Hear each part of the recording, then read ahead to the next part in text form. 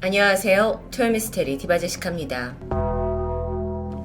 넷플릭스에는 정말 다양한 볼거리가 있죠. 그중 아마 많은 분들이 저처럼 해외 범죄 다큐멘터리를 즐겨보실 것 같은데요. 오늘은 미국에서 탑5에 들 만큼 시청률이 높은 실화 다큐. 무려 5년간 제작되면서 예상치 못한 전개로 막장의 끝을 달린 한 작품을 전하려고 합니다. 처음엔 저도 웬 호랑이가 나와 있어서 동물 다큐인가 보다 하고 넘어가려고 했죠. 그런데 제작자는 결코 이런 다큐를 찍으려고 했던 게 아니라고 말하는데요. 결과는 어쨌든 충격 그 자체입니다. 미국의 환경보호운동가이자 다큐멘터리 감독 에릭 구드는 지난 2014년 불법 파충류 매매를 취재하기 위해 플로리다로 향했습니다. 그리고 그곳에서 독사를 매입하려던 한 남자를 만나는데 그가 에릭에게 자동차 트렁크를 열어 보이며 무언가를 자랑합니다. 그것은 바로 케이지에 갇혀있던 희귀종 표범이었죠. 이 일을 계기로 에릭 감독은 미국에서 이 호랑이 같은 대형 고양이과 동물을 키우는 사람들을 수소문하기 시작했어요. 그리고 감독의 눈에 포착된 한 특이한 인물이 있었습니다. 오클라호마주에서 사설 동물원을 운영하고 있던 조 이그저틱. 아주 개성이 강한 꽁지머리에 상당히 거친 언행을 보이는 괴짜 같은 인물입니다. 게다가 무려 2명의 남편을 둔 사실이 알려지면서 이미 지역에선 유명 인사였는데요. 하지만 무엇보다도 남다른 부분은 그가 직접 운영 중이었던 동물원 GW2. 조는 이곳에서 대형 고양이과 동물을 무려 187마리나 사육하고 있었습니다. 1963년 미국 캔자스에서 태어난 조는 어릴 때부터 이런 대형 동물들과 함께 생활하면서 자연스럽게 사육사가 되었다고 합니다. 동물원을 운영하는 건 그의 오랜 꿈이기도 했고 어떻게 보면 정말 동물을 사랑하는 순수한 사육사인 것 같지만 실상은 조금 달랐는데요. 우선 그는 관람객에게 수백 달러의 입장료를 받으면서 이 어린 맹수와 함께 사진을 찍는 이벤트를 허용합니다. 돈벌이죠. 동시에 동물들을 데리고 이 미 전역을 곳곳을 돌아다니면서 새끼 호랑이 만지기 같은 행사로 돈을 벌어들이고 있었습니다. 그럴 수 있지 않냐 싶지만 문제는 돈벌이로 이용된 이 어린 맹수가 6개월이 지나서 이빨이 나기 시작하면 위험해지기 때문에 더 이상 행사에 이용할 수가 없다는 점입니다.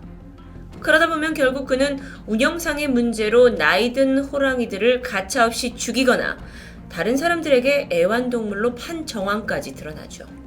그는 다큐에서도 어쩔 수 없다 하면서 당당합니다. 그런데 이 조 이그저틱을 중심으로 다큐를 찍다 보니까 자연스럽게 조명받는 인물이 생겨요. 바로 조의 눈엣 가시이자 경쟁자이자 증오하는 인물 캐럴 베스킨입니다. 그녀는 동물보호단체 일명 호랑이 구조대의 대표인데요. 말 그대로 학대받고 있는 대형 고양이과 맹수 구조에 애를 쓰고 있는 사람입니다. 캐럴은 이 조가 새끼 호랑이를 이용해서 돈을 벗고 있고 심지어 강제 교배까지 시키고 있다라는 사실을 까발리면서 이건 동물학대다! 라고 강력히 비판합니다. 겉으로 봤을 때 캐럴은 조와 달리 교양이 있고 또 선한 영향력까지 보이면서 많은 사람들의 지지를 받고 있는 듯 했지만 다큐팀이 그녀에 대해서 좀 더 조사를 해보니까 숨겨진 과거가 드러납니다. 알고 보니 자신보다 22살이나 많은 연상의 백만장자 남편과 결혼을 했던 전적이 있었던 겁니다. 여기서 반전은 그녀의 그 남편 역시 대형 고양이과 동물들을 교배시켜서 애완용으로 판매했던 사업을 했던 사람이에요. 심지어 캐럴은 과거에 꽤나 적극적으로 그 남편 사업을 도왔던 것으로 보이는데요. 그렇게 두 사람의 결혼 7년 차이던 1997년 8월 남편은 업무차 코스타리카로 가는 비행기를 타러 아침 일찍 공항으로 출발합니다. 그런데 이후 그의 차량이 공항 주차장에서 발견이 돼요. 하지만 남편은 영원히 실종 상태가 되어버리죠. 그 당시 세간을 떠들썩하게 했던 사건이고 동시에 루머도 생겨납니다. 가장 의심을 받을 수밖에 없던 사람은 바로 캐럴인데 당시 부부가 남편의 여자 문제로 관계가 좋지 않았고 또 막 이혼을 운운하던 중에 백만장자 남편이 이 재산 분할을 어떻게 할 것이냐 합의가 원만히 되지 않던 그런 복잡한 상황입니다. 근데 하필 이때 남편이 실종됐던 겁니다. 아내가 재산을 독차지하기 위해서 남편을 살해했다라는 합리적인 의심. 실제로 남편이 실종되었을 당시 캐럴은 그의 사무실에 무단으로 침입해서 금고에 있던 유언장을 빼돌린 사실까지 밝혀지죠. 그래서 나중에 공개된 유언장을 보니까 내가 사망하거나 사라졌을 때 돈을 아내에게 상속한다라는 문구가 있어요. 여러분, 유언장에 내가 죽었을 때만이 아니라 내가 사라졌다라는 경우를 가정하는 경우가 쉽게 있을까요? 어딘가 이상하죠. 담당 변호사는 자기가 살면서 이런 유언장은 단 한 번도 본 적이 없다고 단언합니다. 유언장을 작성할 당시에 이 남편이 캐럴과 관계가 좋지 않았는데도 아내에게 전 재산을 준다라는 내용이 쉽사리 이해가 되지 않고요.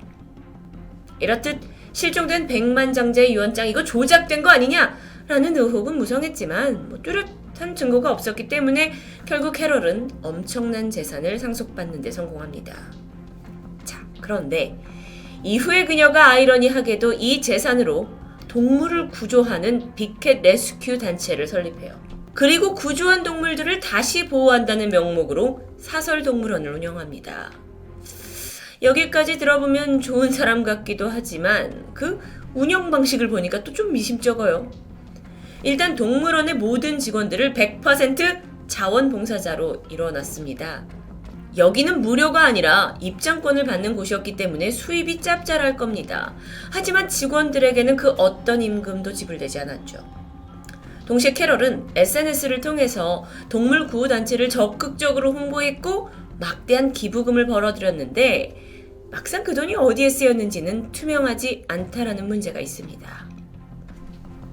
어쨌든 다시 돌아와서 이 괴짜인 조를 조명하던 다큐멘터리가 자연스럽게 캐럴의 분량이 많아집니다. 의심쩍은 부분이 많으니까요.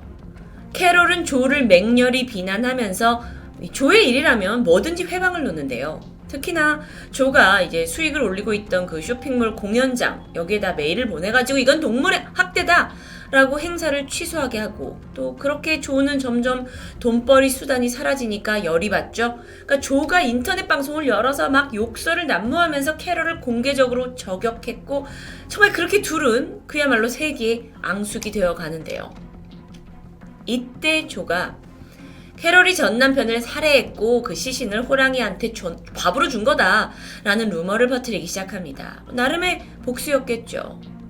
그런데 이 과정, 그러니까 인터넷 방송을 하던 도중에 조가 별거 아니라고 생각했던 행동이 덜미가 잡히는데 캐럴의 그 조직 로고를 무단으로 사용한 흔적이 있었던 겁니다. 여기에 가만히 있을 캐럴이 아니었죠. 재력가였던 캐럴은 변호사들을 동원해서 상표권 침해다라는 이유로 조를 고소합니다. 그 상황이 조에게 좀 불리하게 돌아가고 있었어요. 손해배상금으로 100만 달러, 그러니까 약 11억 원을 지급하라는 판결이 떨어지면서 궁지에 몰리게 되는데 이런 모든 과정이 다큐에 생생하게 잡히고 있었습니다. 그런데 이때 조 앞에 구세주처럼 등장한 인물이 있었죠. 바로 사업가 제프 로우입니다. 제프는 평소에도 고급 스포츠카를 타고 다니면서 돈 많은 자산가임을 어필했는데 막다른 길에 있던 조는 제프를 만나면서 손을 잡게 되고 동업을 맺으면서 간신히 이 동물원 운영을 유지하게 됩니다. 그런데 문제는 사실 이 제프 또한 사기꾼 기질이 다분했던 겁니다. 결국 두 사람은 복잡한 자금 문제로 다퉜고 사이가 완전히 갈라지면서 싸움의 승리자는 제프가 됩니다. 조는 자기가 평생을 바친 이 동물원, 물론 재산의 대부분까지 제프에게 넘겨줄 수밖에 없었고 완전 빈털터리가 돼버려요. 이게 모든 다큐에 그대로 드러나 있는데 반전은 이게 끝이 아니었죠. 2018년 FBI가 들이닥치더니 조를 체포해요. 살인 첨부 혐의. 도대체 그가 누구의 살인을 첨부했다는 걸까요? 바로 조의 영원한 앙숙 캐럴이었습니다. 실제로 조는 이 다큐멘터리 내내 막 시시때때로 캐럴을 내가 너무 증오하고 죽이고 싶다라는 이야기를 꺼냈는데 인터넷 방송을 하는 와중에도 누가 제발 캐럴 좀 죽여달라라고 떠들었습니다. 물론 그것만으로 살인 청부 혐의를 물을 수는 없죠. 하지만 분명히 조가 캐럴을 죽이고 싶어 할 만큼 미워한 건 누구나 아는 사실입니다. 그런데 여기서 FBI가 조를 체포까지 한 데는 결정적인 제보가 있었죠. 다름 아닌 조의 동업자 제프, 그리고 새롭게 등장하는 앨런이라는 인물입니다. 제프에 따르면 조는 이 캐럴을 죽여야 한다면서 살인 청부를 해줄 만한 사람을 여러 차례 부탁을 했는데, 이때 동업자 제프가 알고 있던 전과자 앨런을 소개했다고 합니다. 그래서 조가 앨런한테 $3,000를 주면서 캐럴 좀 죽여달라 했는데, 앨런이 마침 이걸 FBI에 신고를 했다라는 전개. 물론 조는 아주 강력하게 혐의를 부인했죠. 아니, 겨우 $3,000, 그러니까 하나로 330만 원 정도로 내가 누구를 죽일 수 있냐? 그걸 부탁하는 게 말이 안 되지 않냐? 라는 주장입니다. 하지만 결론적으로 상황은 악화되면서 그는 결국 살인 청부에 동물학대 혐의까지 더해졌고 2019년 22년형을 선고받고 감옥에 수감됐고요. 아이러니하게 살인 청부를 받은 앨런은 아무런 처벌도 받지 않았죠. 넷플릭스에서 타이거 킹이란 이름으로 방영되고 있는 이 장편의 막장 다큐. 뭔가 대형 호랑이과 동물을 다루는 사람들을 찍는 다큐로 시작이 됐지만 조 이그저틱의 캐럴 베스킷, 제프 로우, 앨런까지 예상 못할 인물들이 막 무자비로 등장하면서 결국 이건 희대의 범죄 다큐로 막을 내렸습니다. 조가 물론 그동안 불법으로 멸종위기의 동물들을 거래하면서 학대를 해온 것은 자명한 사실입니다.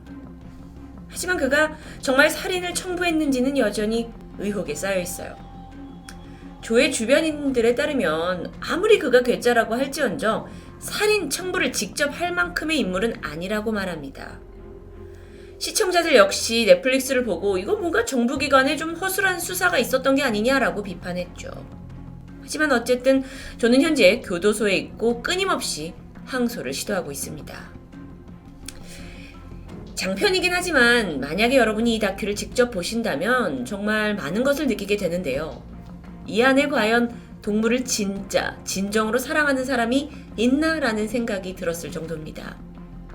인터뷰 속에서 보이는 어떤 선한 얼굴과 사건이 파헤쳐지면서 발각되는 그들의 이중성은 정말 혀를 찰 정도였죠. 역대급 다큐라고 생각합니다. 최근 영국 BBC 보도에 따르면 미국에서는 개인이 소유한 호랑이의 개체수가 전 세계에 있는 이 야생 호랑이 수보다 더 많다고 하는데요. 그러다 보니 미국에선 개를 입양하는 것보다 호랑이를 사는 게 더 쉽다라는 표현이 있을 정도죠. 근데 진짜 문제는 그중 겨우 6%만이 정부에서 승인받은 동물원에 살고 있고요. 나머지는 다 불법적으로 누군가의 애완용이 돼서 사육되고 있다는 점입니다. 어쩌면 타이거 킹 이 이야기의 진짜 피해자는 바로 호랑이과 동물이 아닐까 싶습니다. 인간의 추악함이 그 끝이 어디인지 생각해보게 되는 그런 다큐였습니다. 토요미스테리 디바제식합니다.